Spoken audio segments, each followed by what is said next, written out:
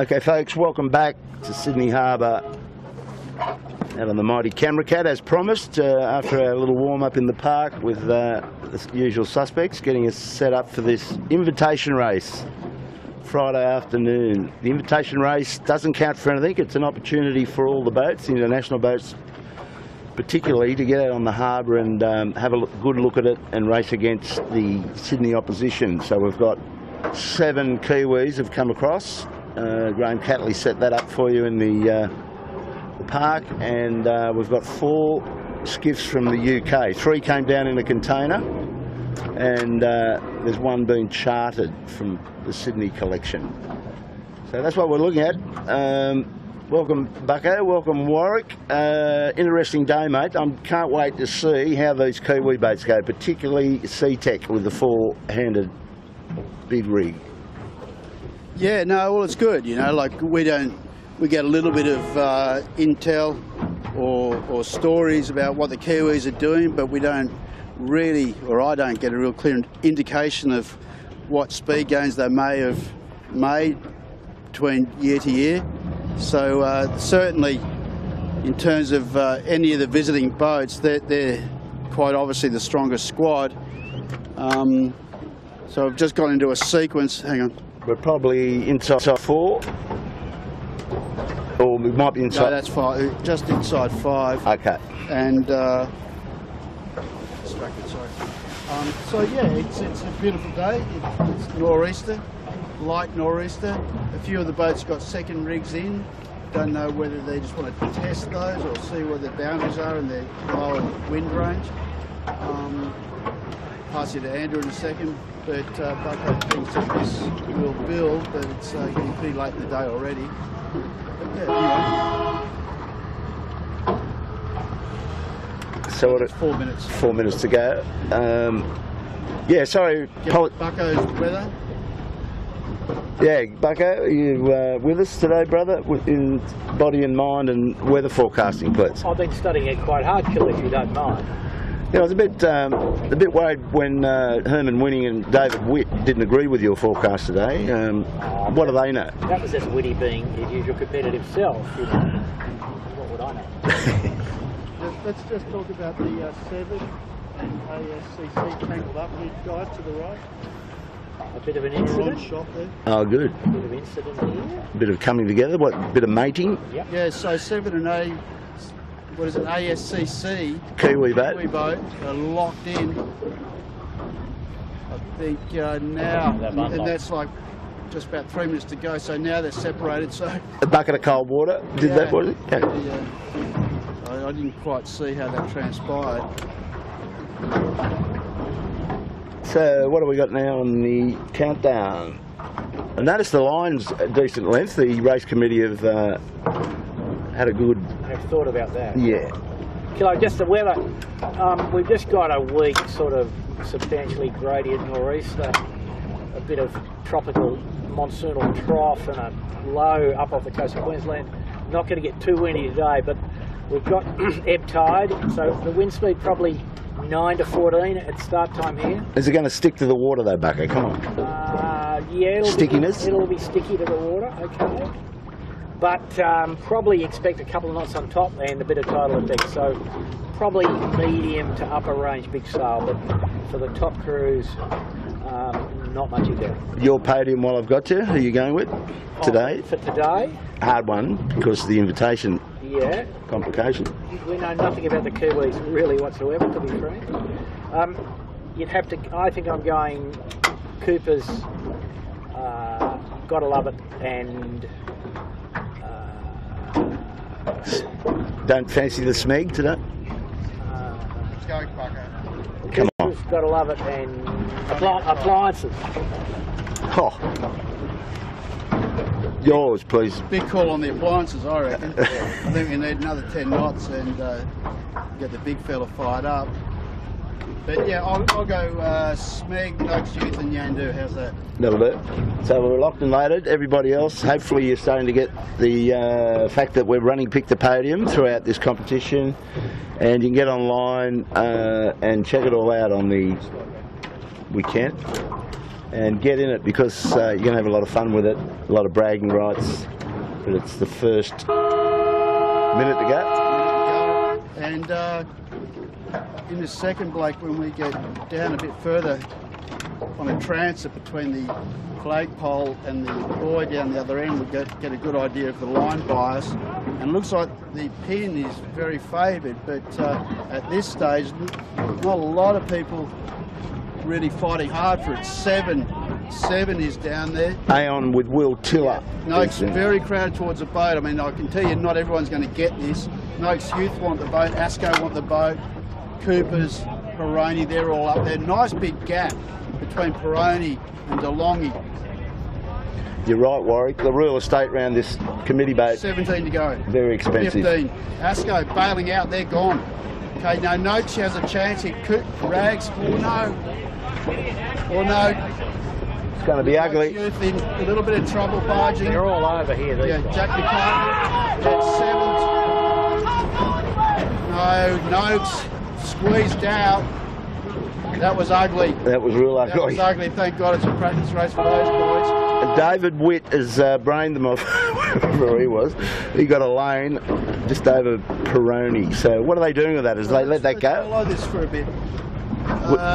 It's just individual at the moment, and I haven't seen any numbers, Kilo. Righto. We're off. We're off and running. David Witt looking like... Yeah, Asco bailing out. So appliances, David Witt off the boat and really holding his lane. Peroni's looking good actually. The long got a good start.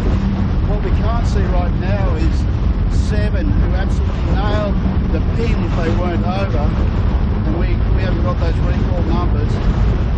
But yeah, but down there with Thurlow actually going through the par 40 fleet. Well, that par 40 fleet wouldn't be part of your program if you were starting on the pin end, I wouldn't think. There's a bit of ruffled up air there for those guys. Yamaha's got a nice little lane there. Yeah. The only thing is, Kilo, all these boats are on starboard tack have gripes. Yep. And a lot of the par 40s on board, but they're going to have to deal with this traffic, particularly on the weekends anyway. Well, there's a good little drag race here, Warwick, with Appliances, Peroni and Belongi. They're all really fighting high mode stuff here. Yeah. And I think they're going to... It's hard to say. What do you think about Yamaha and Thurlow getting across from there, where they are? I don't know if they've got enough on Mojo yet. I mean, Yamaha really needs to put on a bit of a squeeze here to ensure they can tackle across Mojo. And then it's going to be all very close on the side. Thurlow could cross from there. Kilo, I'd say Thurlow could cross from there, and I reckon 7's leading the race pretty readily. Okay. First man to the ebb card. Well, we'll get it. And the Mighty Smegglers just the beam of us now. Got a nice lane, so they'll be up in this little battle, the first part of the race. But we'll get up there and have a look at 7 coming out of Bradley's.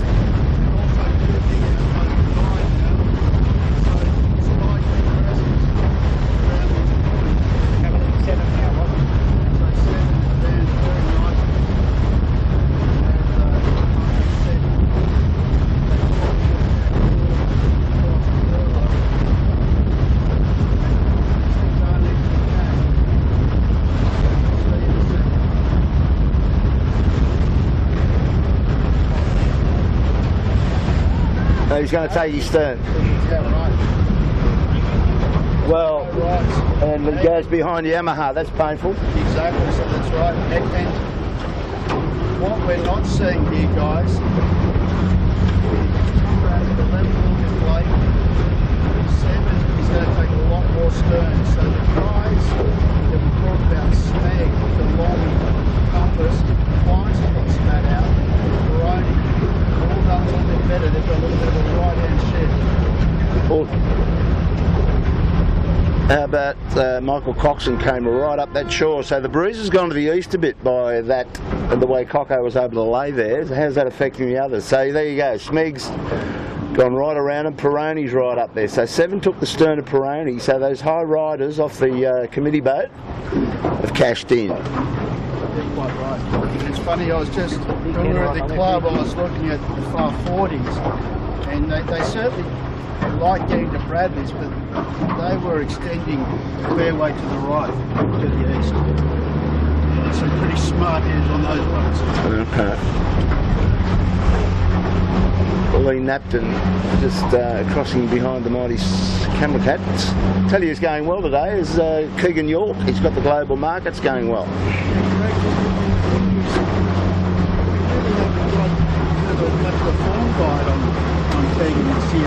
He hasn't been here a long time, I believe. Yeah, he went overseas on a month and a half holiday, from what I can gather. He's making too much money, basically, what? Yeah, right. Well, that's good. But at least he's balancing the account out.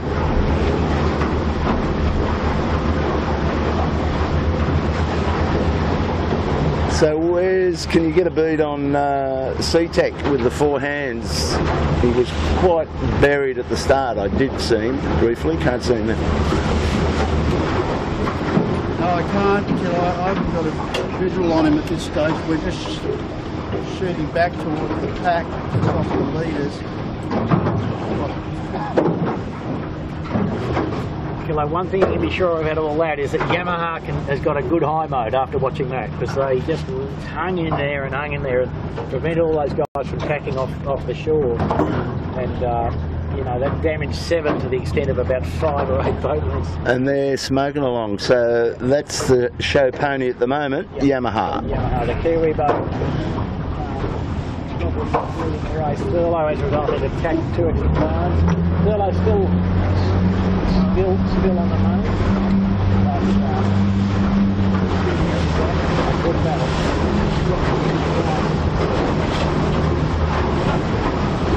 Well, you get the feeling out of this little part of the invitation race how difficult it is to get on with the gathering of points for this JJ, Bucko and Warwick. This is going to be an epic competition, and it's critical to get out of the blocks clean.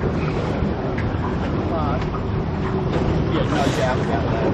But also, let's not forget these races do go for a fair amount of time. Yeah. They're playing catch up. It's a tough gig. Yeah, still, I mean, the thing here is the addition of the Kiwi boat to the UK boats. It's now probably, you know, a boat to the 11 hasn't sailed badly, encountered traffic. And so a guy who doesn't quite have any edge could be second and could be 11th, you know, in the same set of circumstances. Yeah, it's incredibly tough competition.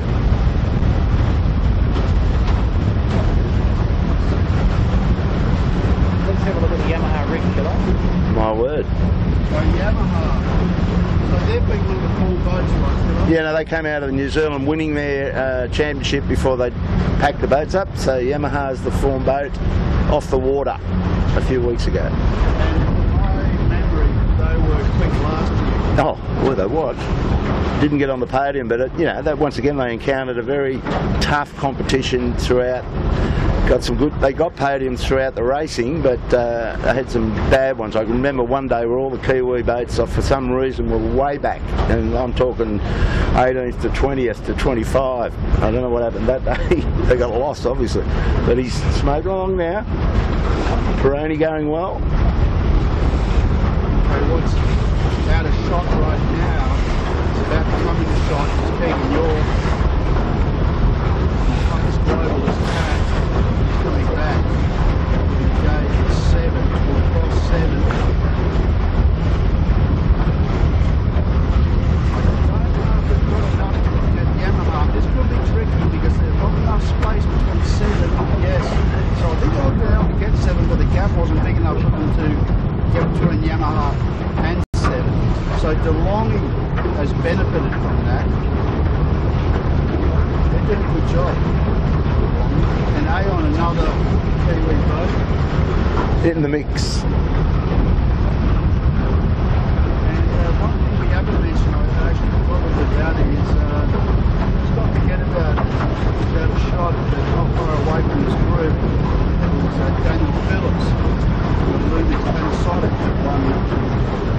last Sunday, yeah.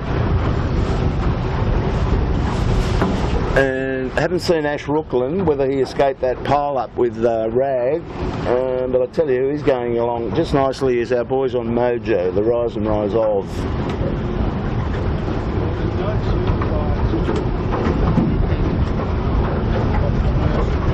Yeah, I got him. But have a look at this, guys. The furlough come out of the right here, and it looks like there's just a bit more pressure on the right hand edge, and he leaves the road.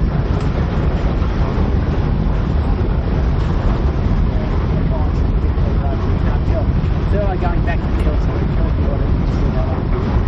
And as we know, plenty of river upstream, so maybe furlough left curve out into the mainsail, confident tight, went the right way, least way. Just to answer the question,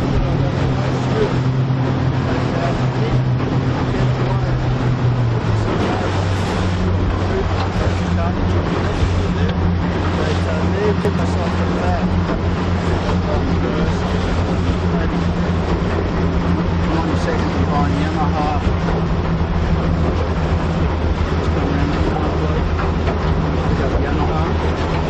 Yeah, David McDermott just gets his bow up every now and then, and I think he's, well, Cocko's well across, but this thing's motoring along, no argument. I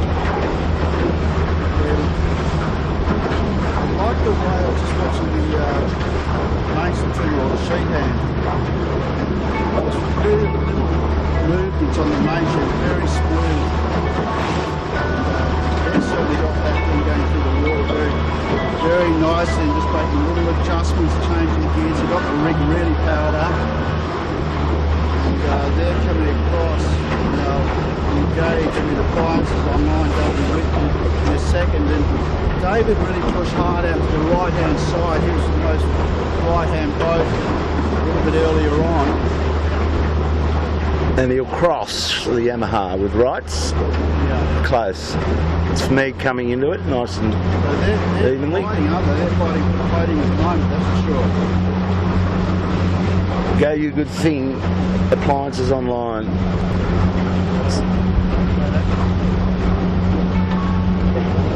Packed good equally out of Bowler's Rock, and he's pretty much nearly laying up to the mark in that easily line.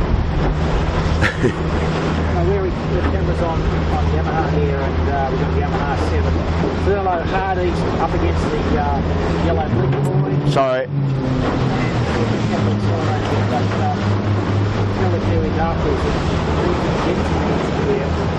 The greedy man's side of the course, but the furlough fisher boys have own it now, and they're not going up to the full mark.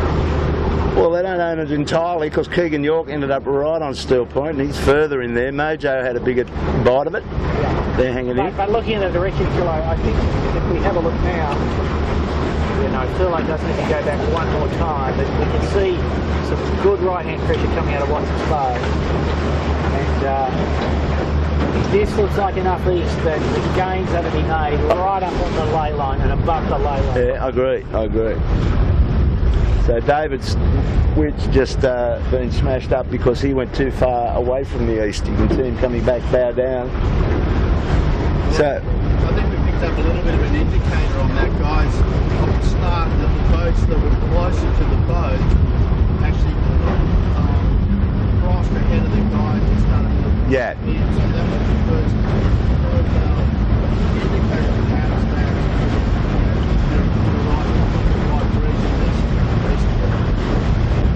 Well, I think they'll all be locked and loaded with that battle plan now that they've had a look at it, and some have banked some really good money and got a cash out, and they'll be doing it the next time up here as this breeze twists around bugger. If you look over our shoulder, you see the guy Mojo and Compass 15 degrees higher than Furlough. So the Furlough boys have just decided, I think they're going to go to the low line, but they're going to use that 50 or 80 metres here as well. And any anybody down on the left edge like Yamaha going to get back to Just watching Thurlow's bow go up in that little puff. Yeah, exactly. They're just getting those micro bursts at the right. Well, Mojo's nearly sprung cheeks to the mark now. Yeah. Just come around a little bit to your right, you'll pick up Mojo Blake. And they have gone further east, same with Compass Global Markets. They're even higher than Thurlow. Thurlow now getting a little bit better. Compass Markets has sprung cheeks to the mark. At least momentarily. You wouldn't want to give it away yet, though. No, you wouldn't. No, you wouldn't give it away. You want to reach into the mark, but have a look at this little puffy that Mojo. It's a ripper, and he is not quite at the top, but very close. Well, James Ward and his boys, first year, the rookies come into this class, the rise and rise of that mob, pretty impressive, and I think they're going to lead around this mark. What do you reckon, fellas? I think you could be right, Kilo. Frank Worthy wrote a really nice story on those guys this week. That was a little bit more of a background as to what their background was. But yeah, they're doing a terrific job, and we've been taking notice of them for a fair while now.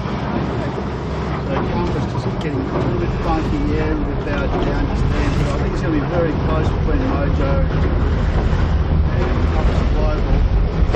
And then the next one will probably be Thurlow, Mojo tagged on the close top mark. As Compass done enough, Compass has rights right in the way over Mojo, but I think Mojo's done enough to cross. Yeah, Mojo there fairly easily, I think. Just a little bit light they're going to be for Compass, but there we see the east edge is noisy, pays, and it pays to actually overspin slightly. We haven't seen anybody push their luck that hard, but Compass did get close a bit easier with at one stage. So the two right-hand most boats, you can see. The Mojo boys would like to be repeating that in the races of the JJ, which start tomorrow. Good work. And here comes the chasing pack.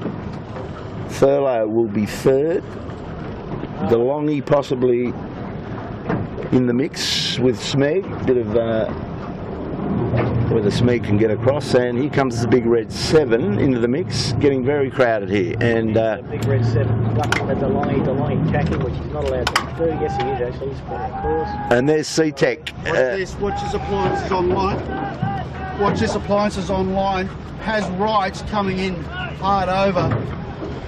Had plenty to say there, so that was all a bit dodgy. Ilve, hard tack by appliances. Ilve ducks below that. So that was that's the problem with these starboard roundings right at Bucko. It sort of can get all a bit untidy at times. Yeah, but the guys handled that pretty well, I thought. You know, there's potential for contact, and it all got avoided, and everybody lives to fight again tomorrow. And I think a bit of a lesson here for some of the favourites that complacently going up the middle isn't going to cut it in this regard. No, no, for sure. Sorry, here's C-Tech, the four-hander. I thought that was Yamaha going around earlier. It looks a bit funny with 4 people sailing on an 18 these days. Yeah, that looks really bizarre, huh? Funny. But obviously they've worked out that works best for them with their team that they've got and the luck that they've got. Well, we'll get out of here. Asco trying to attempt something more difficult than it was. But it's funny though, isn't it?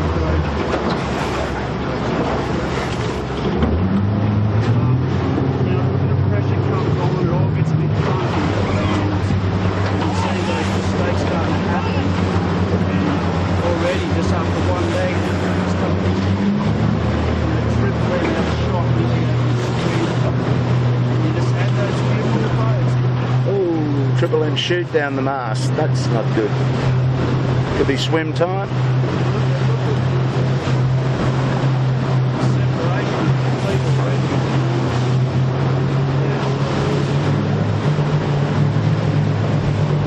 That's on the water there.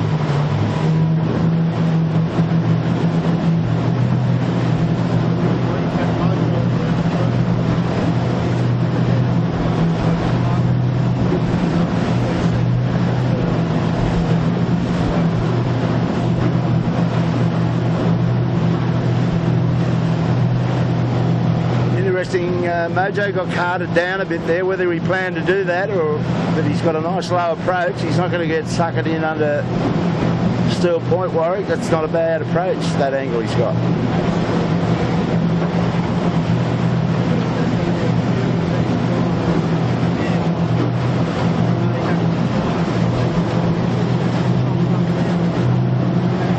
Well, they all force each other up, don't they? They're all trying to get an alley.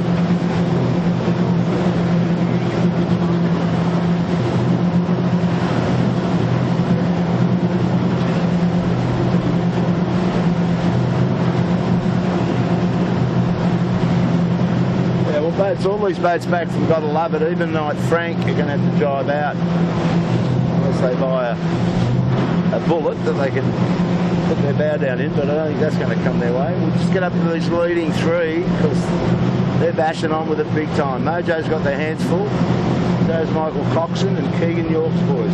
Yeah, Kilo, those guys that we're shooting, there's enough pressure coming out of Nielsen. Nobody's going to have to dive at all, I don't think. Okay, so that's because it's in the east, yeah? Yep, plenty of these there. Aha. That's knots. We are catching. That's the camera cat speed, yeah? We're gaining, was it? Sorry, I was off mic. Bucko had the mic at that stage, but I was just saying, Kilo's brought a little speed puck along. I just commented, as I said, that Mojo light air, but yeah, probably they're supposed to do about 19, 20 even in this moderate air knots things. Nice little tight fight for the lead here. Mojo neck and neck. Keegan trying to get over the top of him with his extra weight, I would assume. Working hard on the spinnakers with his forward hands. Kilo, they're just fighting now to lay the mark without flagging or dropping. There's enough east in it in here that it's a robust task to get up to the mark. Yeah, Mojo about to come into another little bullet.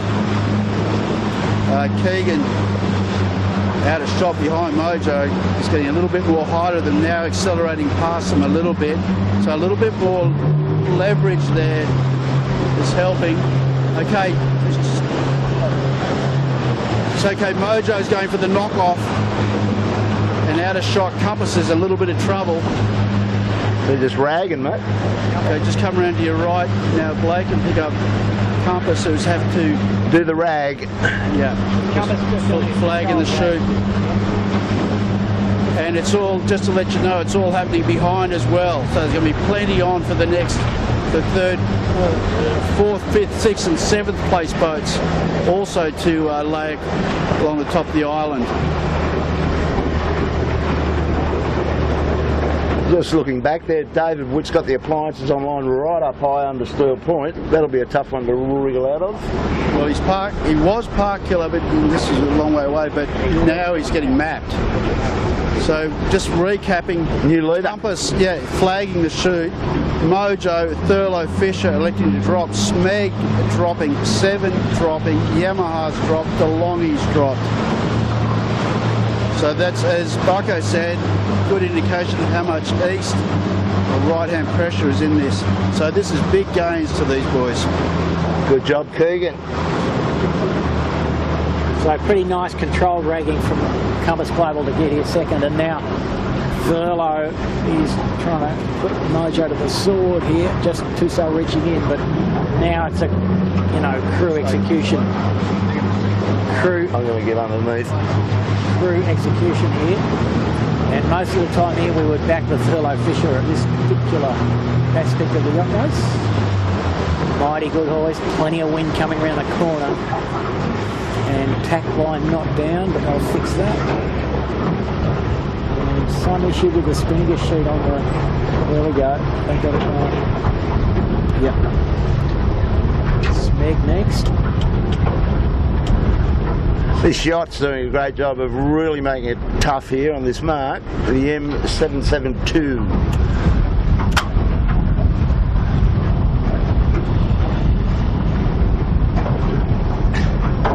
So Yamaha around in 5th. It's the first Kiwi boat, so they've hung in there nicely. Then DeLonghi, then 7. And remember, 7 and DeLonghi were locked together at the top mark. So that not much has changed there. Have a look over you come around, Warwick. The Easters really got hold of these boys. They all knocked them off. Yeah. You just come round to your left a bit, Blake. You pick up the, as Kilo would say, the peloton. And yeah, this shift and this angle has really blown it up.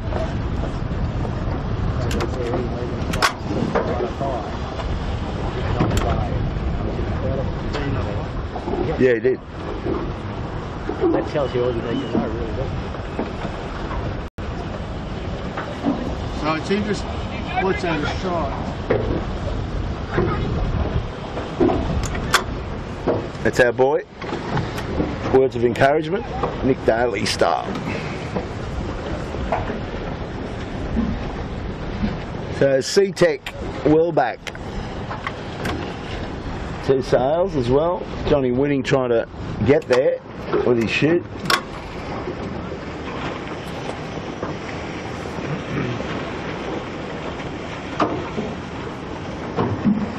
Yeah, so it's amazing, isn't it? Like how far this fleet got spread apart. Like last week's winner, even though it was the 3 boys, but on merit did a great job, is out the back door.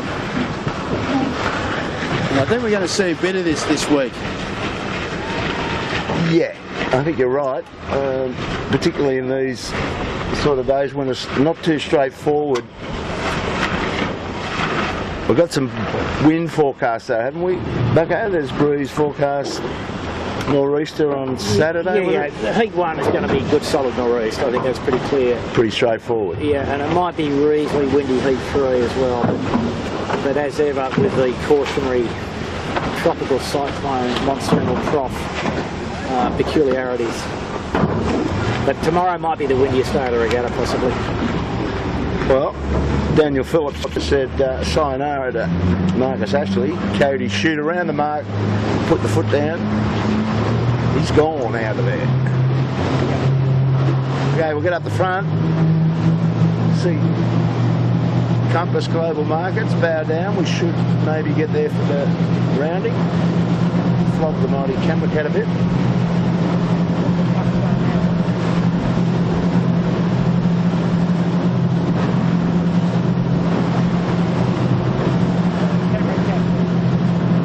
The thing is, with that shift, this leg has become a proper BMG run. So there's plenty of drives, plenty of opportunities for people to lose or catch up, perhaps.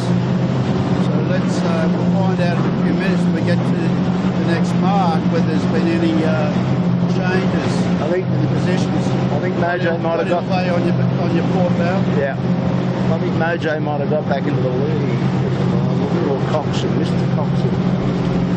I think the furlough might lead at the bottom of Kilo, but as Ross points out, good BMG run here. The camera cat BMG excellent with this, you know. 23 knots straight at the mark, and the boats are doing about 14 BMG, I think, so we can catch back up pretty easily. She's a yacht race, and the furlough looks like it will lead at the bottom. And where did Evergo where Smeg is? They're into second, I would think. Yamaha did well, and David Witt, I think, has caught up a lot. Gotta love it, got dropped off. Yeah, so that's interesting. It's what we were talking about. These BMG runs, which we see a lot of in modern skiff sailing, the 49ers and so forth, overtaking lanes. And as you said, we've had 2 position changes. Thurlow goes into the lead, Smeg goes second, Compass goes 3rd, Mojo 4th, and Yamaha's pulled up right to the back of this group. And look how bow up they are, Bucko. Yeah, a little bit of easterly rotation, but what we saw there was great execution from the Furlough Fisher boys. Really, really, really good. And you know, if there's one thing they do lead at, it's that. And if they've speeded their boat back up appropriately, but I guess also we just see them rise to some degree here. Yeah, I got him. I was just... You know, and the breeze has gone hard east, but Furlough and Smeg have come from mid-fleet, and Appliances Online also into the top 5. Yeah, Appliances, big gains, Bucko. Huge gains. I mean, they were out the back door. And we saw them becalmed under Nielsen Park, and then they got big pressure, and then I didn't see it, but you said that to knock it off. But huge gains, but big differentials in the headings up here. I'm amazed. Appliances, David Witt is maybe 20 degrees lower than 7, so it's almost like there's little micro bursts. Well, they've got that tugboat sitting squarely in their path. That probably would do it for you, wouldn't it? Tugmaster. I think just been pointed out by Michael, the Compass Global going home for the day. But looking up the track, these guys are laying the windward mate. Enough rotation to the right that the guys who've got to the right are about at the mark, whereas the guys who footed off a bit are suffering some painful consequences. So the right-hand among this boat is Smeg, I believe. And they would now be the leader. Puff the tug in the right-hand air, and the other guys have got to pay money to get back across. And the tug's just repositioned himself. I'm just wondering, yes, there it is. His next job is coming down the harbour, and that would be that inbound, loaded up, heavy tanker. Have you spotted that one, Bugger? You got the tanker, brother? Yeah, the small rusty red thing up the top there. It's just taking up a bit of real estate. Taking up some real estate, indeed. So the other thing this easterly shift will do is compress. So it gives the guys who got recooled and so on, and I'm looking at you know, John Winning, the Yandu, the Raggan Famish, who are making up the tail end of the fleet at this stage. It does give them an opportunity to at least have a shot back at least the front of the peloton. Well, do you really reckon that, Bucko? I would have thought by looking how far east they are. I'm looking a long, long way up. You know, having said that, at this stage, Smeg is, you know, it's going to be like 80% starboard tack. He's leading. And 20% or 15% on port tack at the way this angle is. Doesn't that shut off the overtaking opportunities? Yeah, but the guy that comes around here 10th last, and let's be polite here, can look up and look at all the boats up the track and then figure out the right way to go. And you know, it is what's happening is actually a bit strange, but we can see 40 degrees divergence in direction, and if the guy near the back has got his head out of the boat as he should have, he should be able to pick his way up, you know, through the fleet to some degree. Well, let's get back up, do a bit of a transition back up the front, but I'm liking the look of Smeg from where we are. We'll get up there and confirm that for you, but his bow is just under the bow of that big tanker coming straight at him, so I would think you'd see Smeg tack in front of that and go back east and leave all the others to work it out for themselves. Yeah, possibly Kilo, but now I'm looking as we get a little bit further up. There he goes, he's just tagged.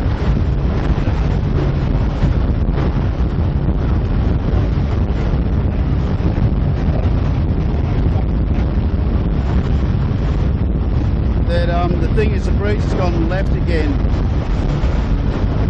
for the fleet. And as you said, Kilo, Smeg, DeLonghi and Yamaha tacked and want to go to the right-hand side of this huge steel island that's making its way at about 8 knots down the harbour.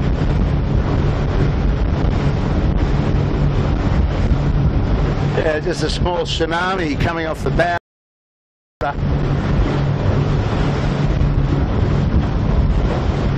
So Michael Coxon's hooked up to the left, so is Mojo, so is David Witt. They're going to the west of this tanker.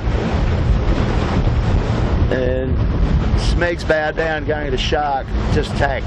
So he's going to try and hook up with this easterly lift. Pretty nice slant killer coming around the right line with a cruising boat. Yeah, exactly. Bucko was just saying that they've got a cruising boat out a little bit ahead. If you come around to the right, Blake can pick up the leaders. And there's a big right-hand shift with pressure where Smeg is heading. So the dotted lines here lead to the yellow blinker buoy at Nielsen Park. If you just keep plugging away back to the right, each line as it comes, and then end up at the blinker, you'll be pretty good and pretty safe. The longies come over this side as well, so they've worked it out. Well, Rilo's on that boat doing the sheet, Grant Rollinson, and he's done plenty at a high level around this place. Yeah, for sure. For me, this is their ideal conditions.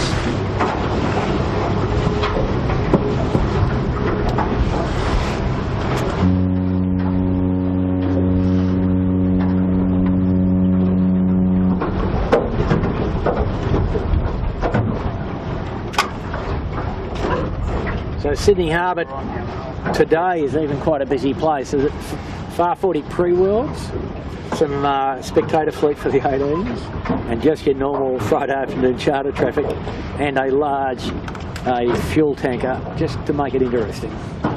And talking to the Kiwis earlier, they were lamenting the difficulty of sailing on Sydney Harbour, which throws out challenges which they don't tend to get to nearly the same degree in Auckland Harbour. You know, it's a windier place with steadier air and more current, and but far less interference. And even today we're seeing plenty of interference to the actual race. Well, he comes across, Bucko, between Smeg and Thurlow. Smeg went to the right, Thurlow went left. Yeah, but Thurlow led. Yeah. So I think Thurlow's still just ahead, but those two boats are a long way in front of the third place getter now. Got about 30-40 seconds up their sleeve.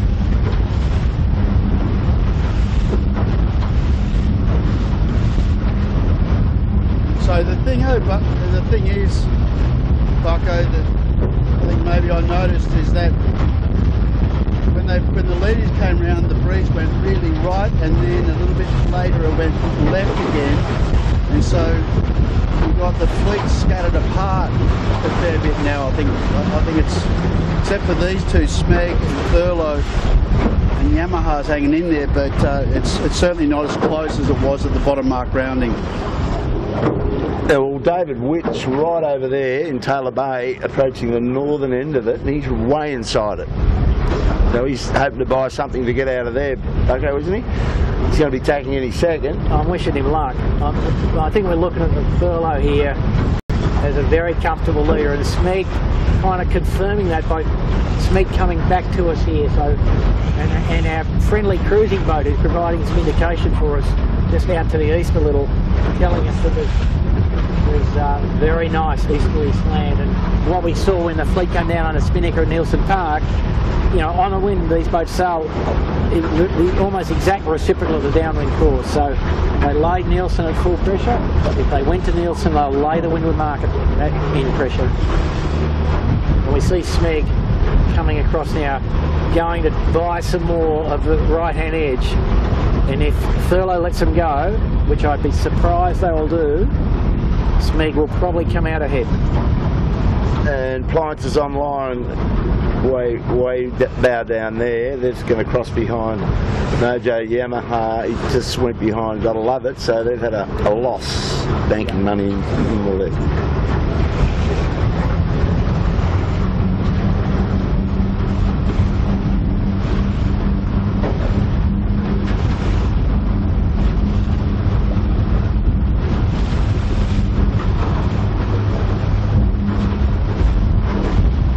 Coco worrying about it here on a Thurlow. Yeah, they're going to turn over and roll back to the east, and I'd say they've timed that pretty well. Clear shot into Nielsen Park, and ability to size it up. Got the cruising boat on starboard, which might be a bit of a problem. Cruising boat. Cruising boats not giving way. I mean, and they saw them, and I saw Trent Barnabas asked them to move, and the guy just raised his hand going, "No, I'm not moving." So that's not nice. Oh, he's nice and friendly. Let Smeg get a little bit more back to him. Yeah. It looks like good pressure all the way through on the right-hand side here, Bucko. Yeah, great little funnel. Watson's Bay operating perfectly, I'd suggest. And Smeg now very close to Thurlow, so that tells you, I think, enough, doesn't it, Was? Absolutely.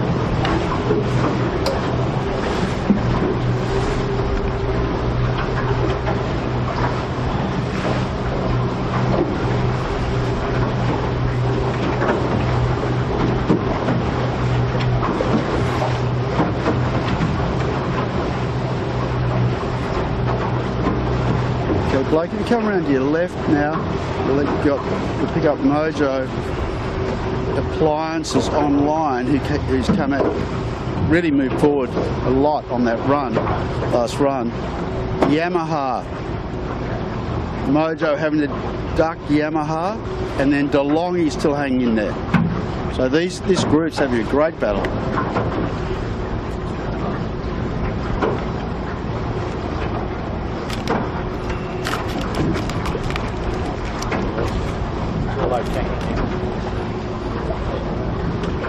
Just to let you know, for our Kiwi friends, Knight Frank is maybe a minute behind this little pack, or behind Yamaha at the moment.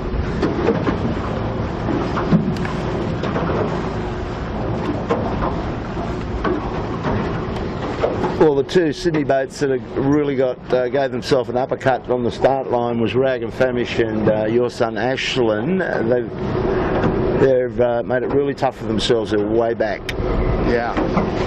So they just got to give take that off the course and try and that the start is a major part of this regatta. You definitely don't want to hook yourself up with anybody, and you're probably better off just going somewhere for a lane that is just clean and you can start putting it together, but you have to get off the start line in one piece. I was actually surprised, Killer, how many boats fought so hard to own the boat then. And to be fair to Jack, the Noakes Youth guys, I think, pretty much took out Cooper's Rag and Famish, and actually I think their wing hit this is Noakes Youth, the wing hit the start boat, so they just got squeezed out. And if you remember, Asco actually tacked early, bailed out of that situation, but they're in trouble also. But you're dead right. I mean, and particularly on an invitation race where you're doing it for. Well, that's where I would disagree with you. If you're going to take yourself out and wreck your race, do it on the practice race. Don't do it on race one tomorrow and make your whole regatta hard for yourself. Where the points count. But, I'm sure we'll be able to chat about that over dinner tonight. But he can't wait. Well, that's when the wife leaves. Go to the movies. Yeah, it was all good, but 30 boats on the line's a bit of a new thing in a sense, isn't it? And 25 probably pretty well sold lots, So we're having a look. But we see here Mojo and Thurlow, and we don't want to say I told you so, but Thurlow now easily leading, and Mojo back to second, I would suggest, looking at this one. What do you think? Yeah, possibly. I think Smeg might get them. But the other point is just, talking about that start, is like, let's not discount the nerves that come along with this. I mean, this has been the biggest regatta of the year for 70-something odd years, and particularly for the new guys that come along, and like just say in Ash's situation, rookie season and all that stuff, you're going to have a few butterflies, and it's good to get them out of the way today and move on. Yeah. There we go, this left side working again. Well, that's why there's an invitation race, I guess. But, to their credit, these guys here, the Mojo boys, look chilled and just sailing their yacht, just doing their work. Third, yeah, they did, so must have been something a bit funky there, but have a look who's... We've got a ladder behind us and appliances all in the east. Breeze back to the north up at the top here. It was a bit strange. The Smeg, the last bite of east to the front of us here, and we'll have a look at that for a bit of east. Now he's going to reach in. No, okay. A big injection of east. To come around to your left a bit, Blake, and pick up Smeg. And Bucko was just talking about that is that we've got a bit of a split breeze. Okay, now Smeg starts to knock, but just a second ago Smeg was maybe 30 degrees higher than Thurlow Fisher, which is just out of shot, will come to shot soon. But this breeze is really going up and down in pressure, Bucko, but it's also got about a 30-degree oscillation in it.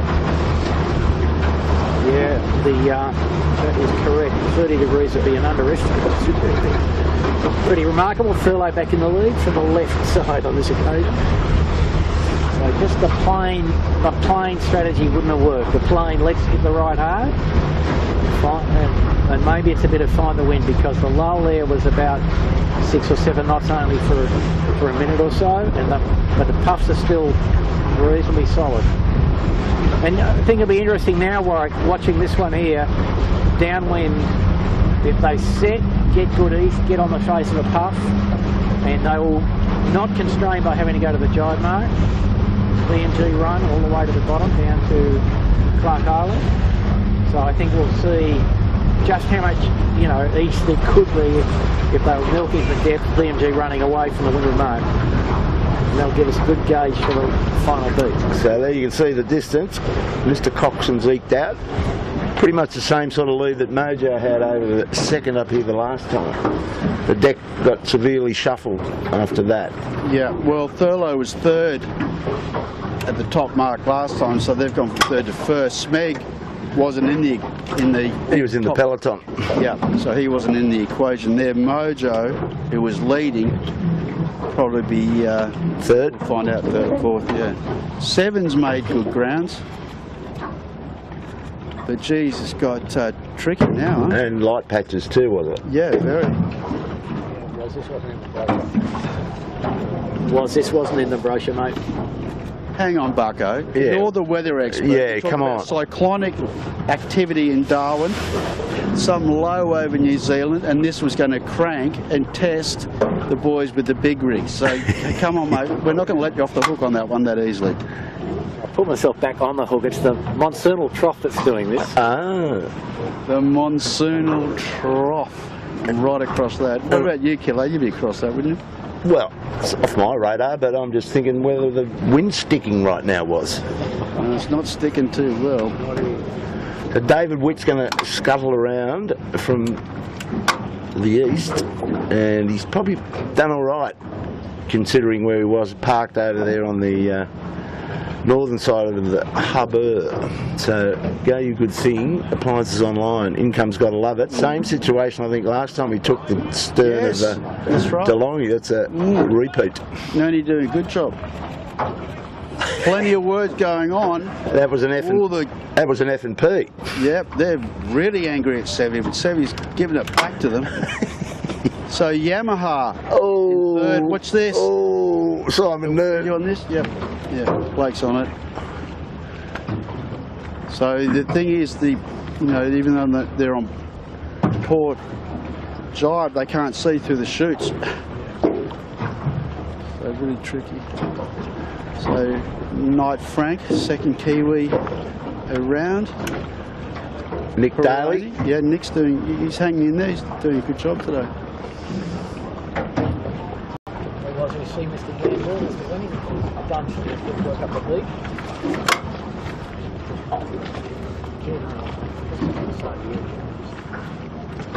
Yeah, Bucko just pointing out that Yandu has done a little bit better job. It's all getting a bit spread out here, and I mean, you look at the 3 boats are involved in some sort of incident at the boat end at the start, being, to some degree ASCO. Well, ASCO's really lost their way. They weren't right up there, but they were in better shape than they are now. Rags, Noakes Youth, just never getting back. Here comes the 4-hander, SeaTac. And he's been having a good scrap with John Winning. I think they went around the bottom mark together, for what that's worth. It does look different, doesn't it? You're not used to it, just that extra person in there. All they need is a a few girls in there and they've got an instant party going on. Get the disco ball in and you got it. That's right. Well, Kilo, just back in history, let's recall the last four-handers. And correct me if I get this wrong here. The cool. Chapo with the cool. Remember that? No, I remember Bob Holmes. I remember... He was the last.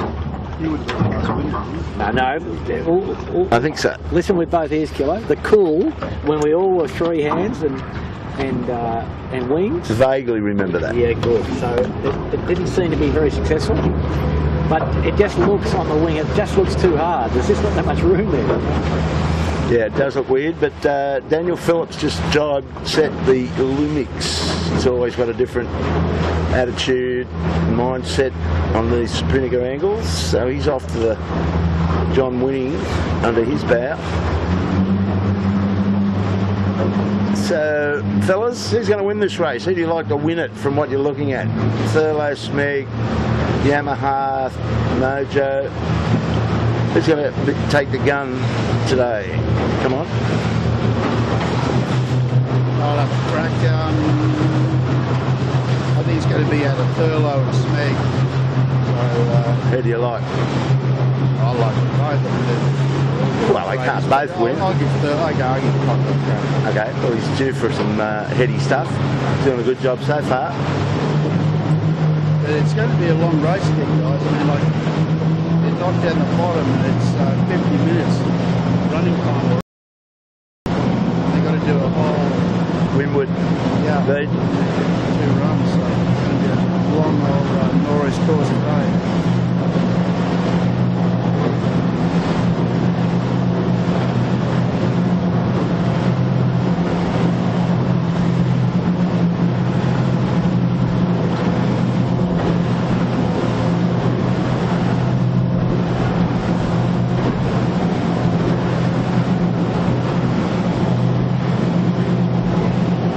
Ollie Hardis is making a good fist of this race. Yeah, he's hanging in just off the back, not far away from 7. He's got Will Tiller's guys and the Kiwi Aon right in front of us. Yeah, he came in late in the JJs last year because of injury. And there was one day when we had a Winwood Lure course and he really impressed me. And I mean, if you look at his resume or his CV, he's on a lot of high-level international yachting, this guy. Tell you what I've just noticed, he's gone for the North sails this time. He had Doyle sails last year, did he? Yeah, good observation, Kilo, yes. Gone with the big North. But that'd be probably North New Zealand, I dare say. Yeah. Because the main looks a bit different to me than the local mains. Yeah, the main and the shoot are both a little different than what they're doing here. The main and the shoot.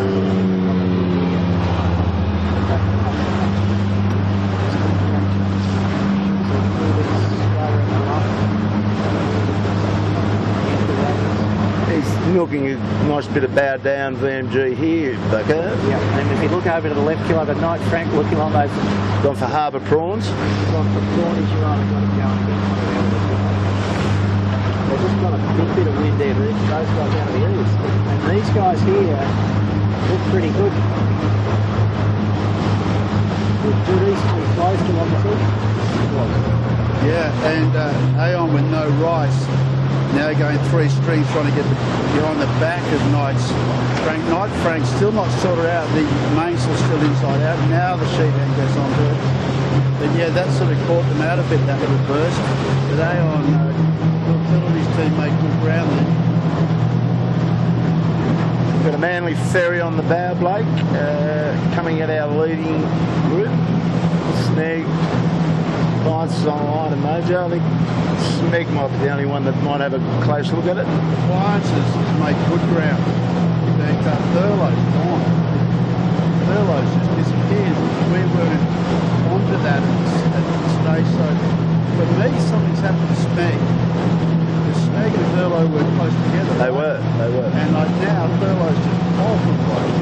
Well, it's a pretty tricky run. They just might have got dropped off on some of those letdowns. Yeah. that. Yeah, they've lost an enormous amount of ground. The furlough. They come right back.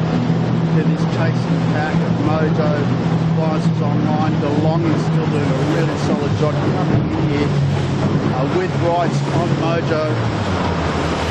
Mojo having to flag their chute to go behind DeLonghi. So that's a change of place there. That ferry is behind us, so that's for someone else. No, it's Frank, in fact, that shot. So, yeah. So given this race is so long, and given it is a practice race, it'll be interesting to see how many people elect to go and do another lap, or whether they feel they've done enough and pack her up and get ready for the first race, JJ's tomorrow. So you're rating our radio comms, Warwick and Bucko? Thumbs up? Yeah, I think they're working really well, making life a lot easier. So we've got a bit of motorsport technology on the camera cat. Hey. Kilo and I worked on with the help of the Winter family. So we're all wired up and you can actually hear what each other's saying now, and it seems to be a lot easier. So I've got a feeling that Thurlow Fish is going home, boys. I think they've had enough? Done enough. So and that'll do. That's a little shakeout. They're very deep. And we're going to go pack up and go and rest up for the start of the money races tomorrow. Yeah. Now we've got Yamaha hooning in from Bradley's Port Jibe. Yeah, big shift again with pressure. And DeLonghi, I mean, if DeLonghi can keep this together all week, well, the thing is, Bucko, you were saying, from what I saw anyway, that it looks like it's going to be windy for the first two races, being Saturday, Sunday, and then go to more moderate stuff during the week. Yeah, I'd still bet on there being 5 big sail races, Rod, so he's going to favour the guys who are flying big sail. Look at the Yamaha here, looking like they're just a little overcooked on the low line, was. Come round, Blake, just to your left, and you'll pick up Yamaha scorching past our bow. Right, sorry. Yeah, the other left. The other one, yeah. He's caught up a lot. Come on the face of a beautiful path. And they're like gone home, but no, I think they're still working on their rig. So they, these regattas, seven races, by the end of the week, the troops are all pretty weary, and just conserving of energy and making sure your preparation's perfect, not a bad thing to do. David Witt wide at the mark, coming in on starboard. He'll heat it up. See another boat here. Let's meet now the race leader after the early departure of Thurlow. Yamaha second. Tricky looking drive angle into the mark, which I would suggest the appliances got right, but then got a big header underneath the sails of DeLonghi.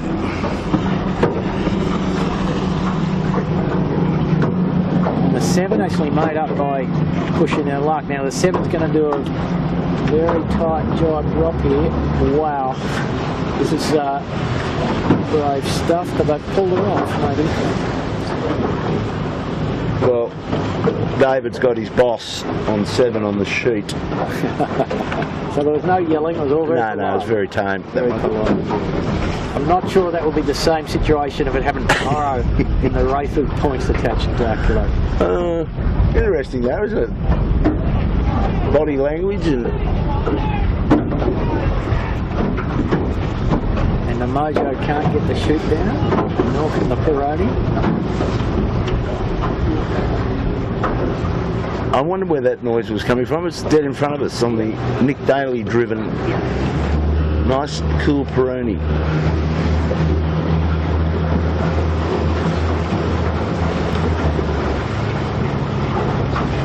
The emails are still flying backwards and forwards.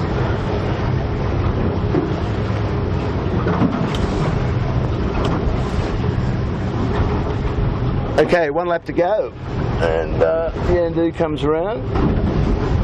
Where did Ginge go? So Yandu's dropped C-Tech right off on the run down with the 4 hands, so that's saying a few things. So just amazing, Kilo, down here at the bottom of the course, wind absolutely dead set, normal northeast now, both bow at the white line of Bradley, hard on the wind from the bottom bar, excuse me. Has it kicked a bit? A little bit up? And a little bit up range.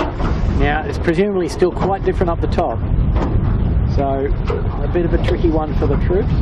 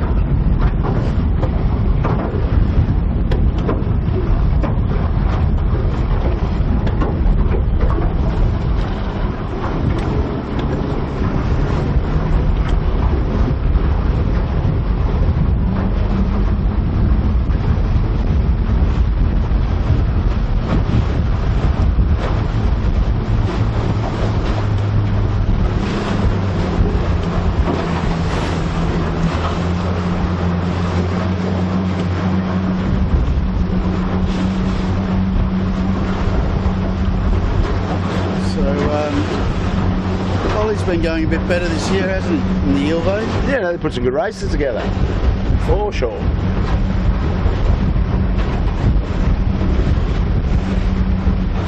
Certainly been working hard at it. I believe in the grapevine that you might be getting a brand spanking new boat for next year, Kilo. We'll get up to Bradley's and have a look at the pointy end of this one. Smeg just tacks off. Yamaha in close attention, tacks as well. Well, Yamaha's looked solid all afternoon, haven't they?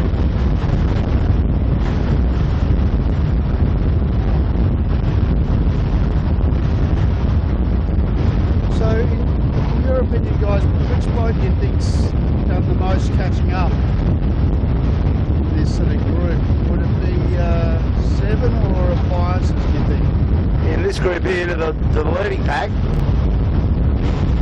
well, Smeg probably came from further back to get up into the leading pack early in the race, like at the end of the first run, I think, down at Clark. But David's been up and down, been giving a bit away and then getting it back, so he's hanging around. Yamaha much the same. DeLonghi doing a good job. And Seven's been going up and down a bit. So I just think this is set up for now, since Michael Cox and Thurlow withdrew. This is pretty much in the control of Smeg, unless Yamaha can crank something up. Yeah, but I think Appliance is probably just marginally better than Seven in the catch-up. And a little bit more pressure on the bottom half of the course here.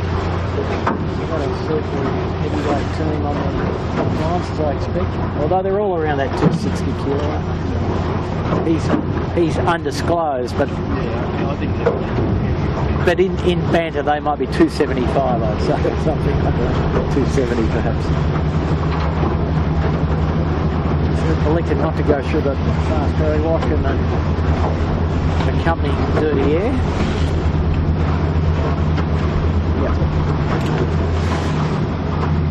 Bit of bad wave here.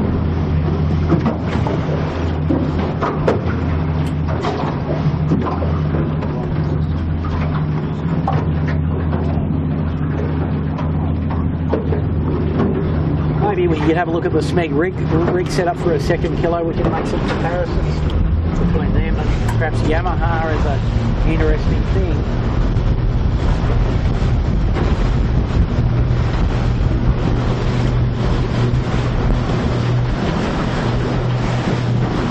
So Blake, if you just come around and point out the front of the boat, we're going to get behind Smeg and let Bucko have a chat about what he's seeing.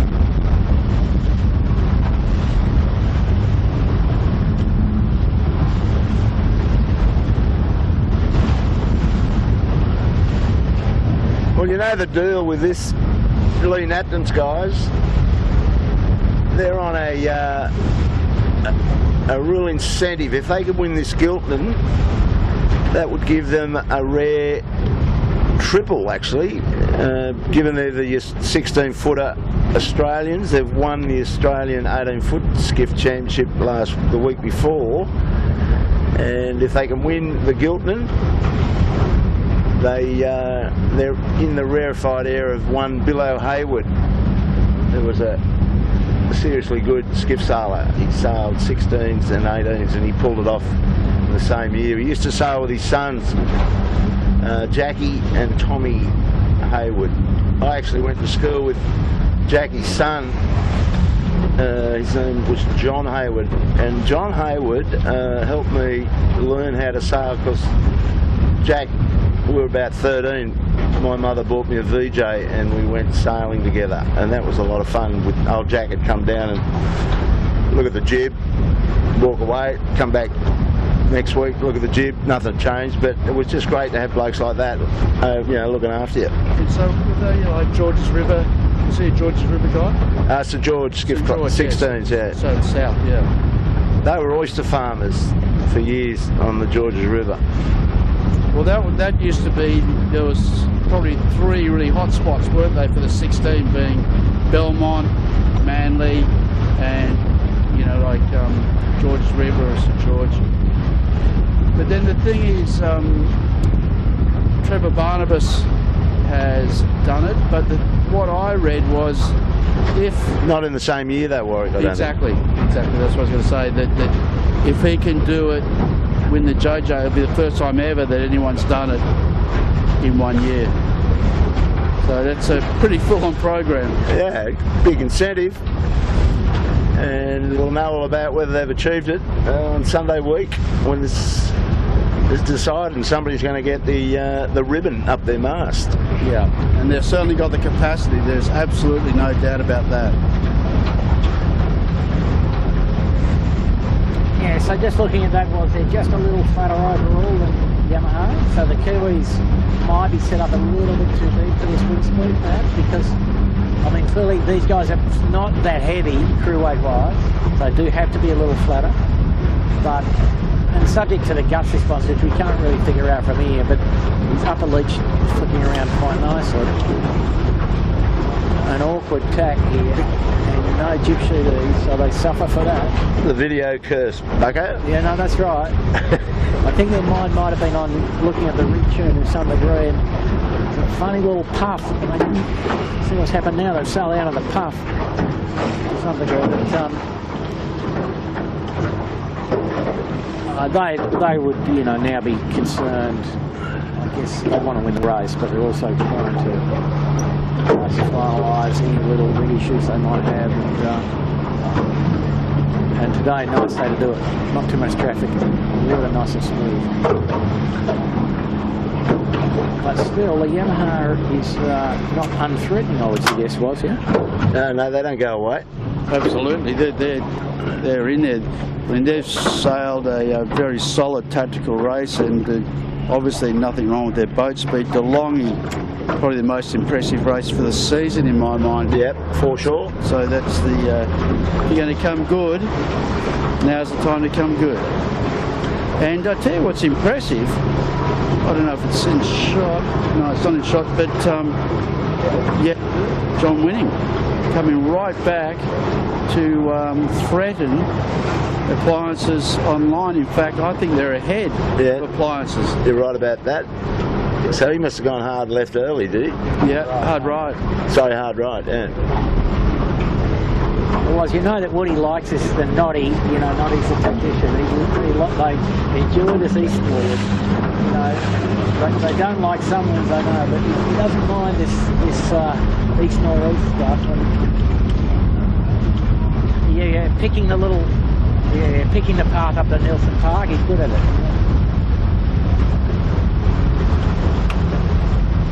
And you know how competitive those guys are, you know. Despite all our sort of sentiment about John, you know, Noddy and Jimmy Begg, both highly competitive yachtsmen, and you know, even though they've done it a long time, they still hate losing, and that's what you're seeing here, you know, a good effort from them. Absolutely. We're on Yamaha. I don't know if we can pick it up, but we get close, a little bit closer to the kilo. We get Blake to focus on the bottom of the mainsail. You can see they've just gone for that little extra touch, for a little bit of aero drag. They've closed in the slot between the mast and where the bang is, just to try and clean up that air. Just go for a little bit of extra detail there, a bit like the sock on the upside down bang 49ers and 49er FXs. Yeah, so it's all actually creating a bit of a slot.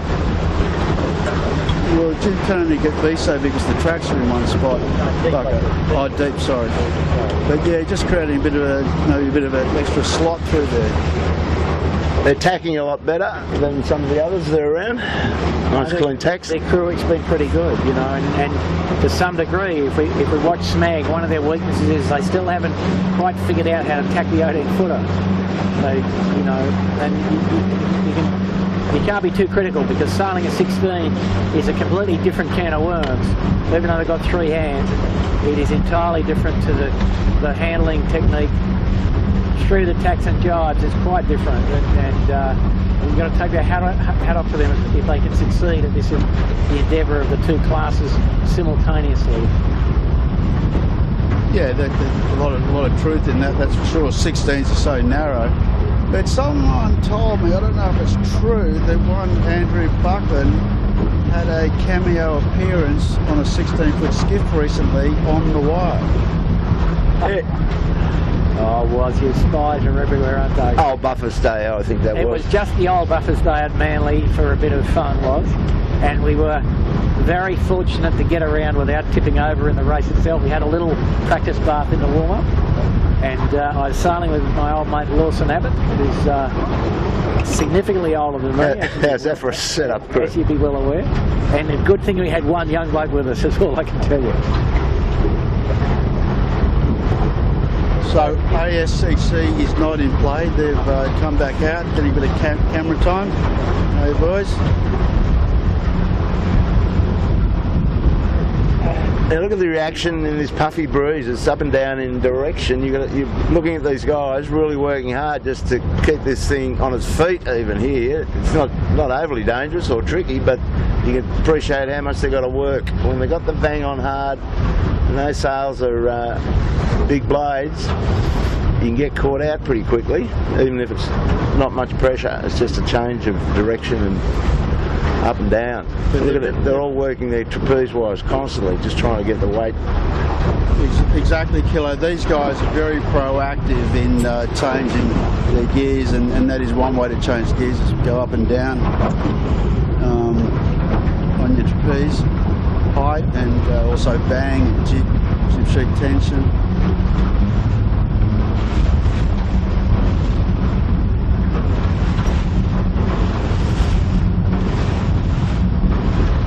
Well, they're coming up to lay for the last time at the Beachell Buoy. An hour, 12 minutes already, boy. Jeez, this is a marathon. Yeah, no, it's a decent long sail, and they might not have needed the workout. But what we see here was that the Smeg just standing into the puff and giving it a good couple of centimetres of jib sheet, twisting it open a little, and maybe getting ready for the tack at the same time. Good tack on the lay line. That's a better one. Yep. So the preparation was complete on that 1 kilo. But these guys are using a bit more cunning than a lot of the other guys in the fleet, Warwick. Safe for their lighter crew, I suspect. And yeah, DeLonghi hard up the right edge, up the second, and pretty comfortably third. And DeLonghi threatening for the lead here. I hope they haven't peaked too early. There'll be a recount to pick the podium tonight, mate. Yeah, well, that's the trouble, see? You've got all these boats that can just get up there and ruffle your feathers up with your podium picks. Yeah, exactly. I mean, that's some massive gains they've made there, so great job. But, you know, that's the thing, guys, that I see. more than the last few years. There's you know, maybe 10 boats that can threaten for a race win. Yeah. I think there's 12 actually. I counted it last night. It was. So, and that's what we're seeing here. DeLonghi hasn't been near the front for a while, but with their full sort of 18 back, as it were. Yamaha's obviously a new thing, but the peloton's gotten denser, that's for sure. So we see, yeah, so Smeg, DeLonghi, Yamaha, Mojo Appliances Online, Yandu, Peroni, C-Tech. Well, Yandu's the big mover. Okay. 7, you know. 7 probably going to be 8 out of 9 for the marquee. Now they've actually gone backwards a little, and Mojo's gone backwards a little. Yandu's come up. Appliance is kind of holding station, good say.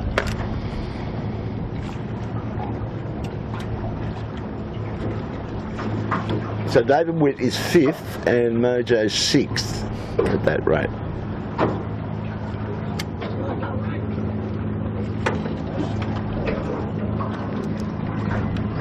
So you see the extent of the east here, Warwick. Look at the final direction that DeLonghi's managed to achieve.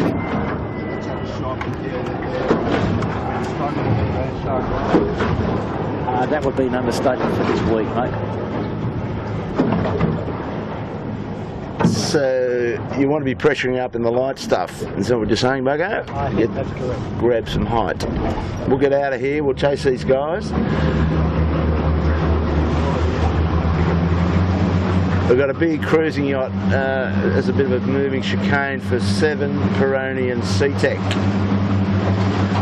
C-Tech probably even more. Ooh, yes, this would be good to stay on.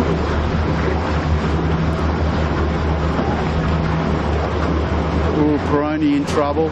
C-Tech in trouble. They're underneath Peroni, so that didn't give them much joy.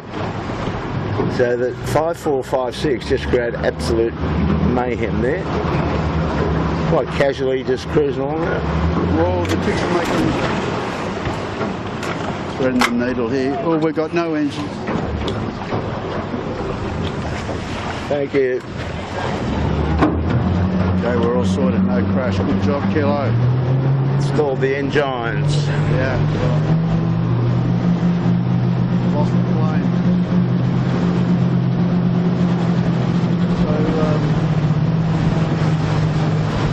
very different for all of these boats, depending on what pressure they got. The angles we've seen it's just been nutso. And Smeg out of shot, or yeah, maybe a long way away anyway, just totally getting parted. Mojo, Appliances, C-Tech, four-hander. Stay on this for a second. You think this four-hander would do a good job down here? Well, I don't know what their overall weight is though. 300. Is it really? Yeah. Wow. How does that grab you? Jeez, they've really powered that thing up. Well, they've got the weight. They should be able to jam this thing up and carry it. And if you've got any handle on what their boat handling's like, I suppose if you've got 4 up, it's really black, the skipper can sit in and just like safe as. Well, I reckon when it's fresh, this thing leads around the Windward Mark in New Zealand, put the glasses down. It's just got so much grunt uphill. It's just downhill where they have to play a bit. Well, you know, they seem to have got that coordination going pretty well. I think just their performance today to be up with 7 at the at the 3/4 distance, not too far away from Appliances Online. That's not the issue for them. You know, the issue is in the lighter air and the more confused wind state that we often get here. Can they make the big weight go through the water in those days when it's 8 to 12 and rough water? Well, I think the thing is too, what's the rough water thing's the big deal. It's not sea state's the big issue on Sydney Harbour. It's the boat wash, isn't it? You've got 4 races out of your 7 that are on weekends. Even though they're running a little bit later than normal on let's say the Saturday, still, if they're nice sunny days and there's plenty of big, fast motorboats out here, it gets really chopped up. Well, you can see how they've worked their height over Peroni and 7 there. They're going to have to drive to get out, so we might watch them drive. Yeah, that's a good call, Kilo. danger here for them is they're a little bit too high. They might not have the jibe, but it suggests that they will. And far off in the distance we can, and I'm on a beyond shot here, but you can see Smeg getting absolutely mapped and at 90 degrees to course, aiming at the island. So maybe this is all right. Let's see if it's done. Certainly the other guys aren't too far away. True, and the big beneficiary, it is out of shot, but the big beneficiary potentially is Yamaha. Savvy's decided to get out. Yeah, but they're all in different breeds. Like we can let's go past CT now on shot. But what's a little bit, this is really funky, and each boat within, let's say, 100 metres or even less, watching appliances come around your left bit, Blake.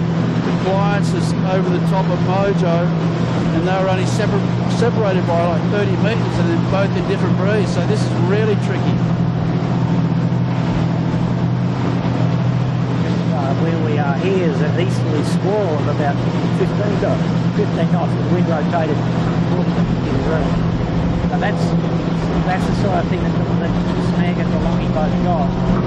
Now, the lead hasn't changed, but the margin certainly has.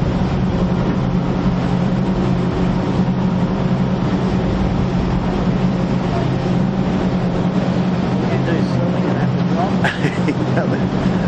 They couldn't lay the white light. Really, Scarce Yamaha's got one on the side. The thing is too, it's a good point you just made, Kilo. As you go down, you get those really soft spots, and then you get one on the side, as you say, right on the beam, a real gust. Bangs hard on. Well, the boats are going slow, and you just sort of, it really knock you over.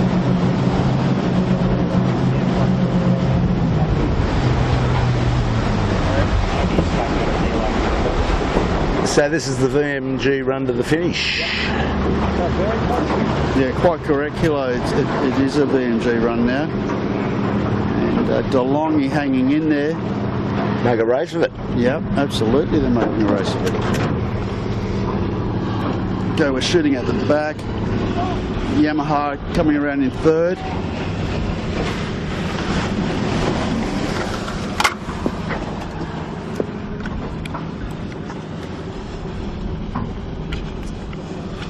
Good set. So they've had a good day. Well, that's the podium that could get swished around though with this VMG run. Yamaha's the one with all to play for to shuffle up. Well, the only one left to give them any grief is John Winning and his team on Yandu. The rest are too far out of it, I dare say, Kilo. We'll chase these guys, you're right. Yeah. Just had a look at steel points, trapped a few up there. Okay. Now, this is the interesting bit. You can pick the angles. Smeg's out of there. Yeah. Well, the thing is, there's not a lot of option there. They hit the barrier, for sure. They've all got to drive, approximately in the same spot. Well, it's just all about whether you find some nice little gusts to get your bow down. Yeah, or whether they come back again, but certainly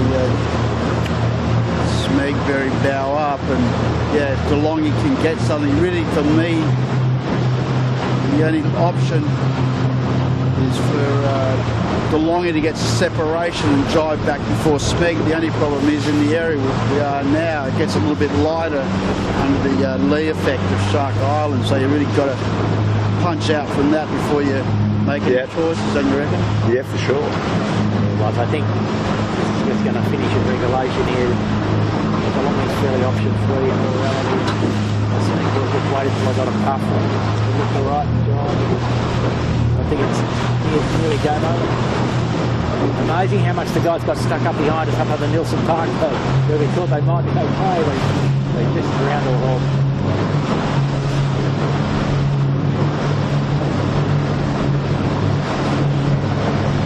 Yeah, I can't imagine the Smeg boys on the red boat, red chute, are going to stuff this up. They're pretty heady guys. Lee knows a fair bit about where he wants to put the boat, and so does Mike McKenzie with his handful of that Smeg chute, and Ricky Bridges solid as a rock on the sheet. So, yeah, can't see anything upsetting there. Victory today for the invitation race. JJ Giltinan, sponsored by appliancesonline.com.au. I tell you what's strange, Kilo, sorry to interrupt. I'm seeing 2 tears more. There's a heap of tears down the leach of Smeg's chute. And from my recollection, the last time we saw them out, they had 2 tears in there. No, they had a big, yes, they did, and they had a big horizontal tear down the bottom of the chute. But I asked the boys about that in the bar, and that was by courtesy of Ollie Hardis, who was on a wind, and it was Ollie's tiller. The end of his tiller must have had some razor blades in it. Just watch your left here, Kilo. Sorry, didn't expect that. Sorry, mate. But yeah, they've got a lot of little tears up the top of the leach. They missed the finish. No, that's on purpose.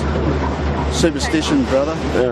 There you go. Don't win the invitation race. Yeah. Well, they're really focused, the aren't knockers they? on it, yeah. DeLonghi's going to take it. Take the win when you can. Nothing wrong with that. Okay. Well, the podium did switch around. Very hard for the podium, pick the podium people. No, nothing fair in that. Well, I'm with you. Finish the race, take the trophy. It might be your last one, you never know. And superstition, nothing. Just get out there and win it. Well, there's a bit of green rope on the Noakes Youth, so that might be coming off tonight after that start. Take a banana. Daniel Nixon was freaking out. Take a banana as well. Yeah. So Yamaha officially second today, and Johnny Winning will get on the podium out of all of that shenanigans. Michael Coxon withdrew while he was well in front. Smeg decided to not cross the finish line. So Johnny Winning will take third all day long. That's right. I can't see him going around the end. It's just not his style. No, nor Jimmy, nor Noddy. Absolutely. The prize on offer will have it. Thank you. Well, wow, that's rattled a few cages, I'd say, Kilo. Yeah. In all reality. I don't know what I took out of that race, to be honest. That it's a tough contest. That's what you need to take out of it. Yeah. And we saw the big 4-hander. He's going to struggle if it's light. But he didn't look bad by any stretch. Well, in parts of the course where the grunt comes into advantage, he looked great. But there's not a lot of that unless he gets a hard southerly, that run down to Chowder. Some of that sort of hard running might suit them. And going to weather, obviously, they're pretty good at that, from all accounts. So Mojo, the Rise and Rise, so they'll end up 4th from what I can see. They'll get the better of Peroni.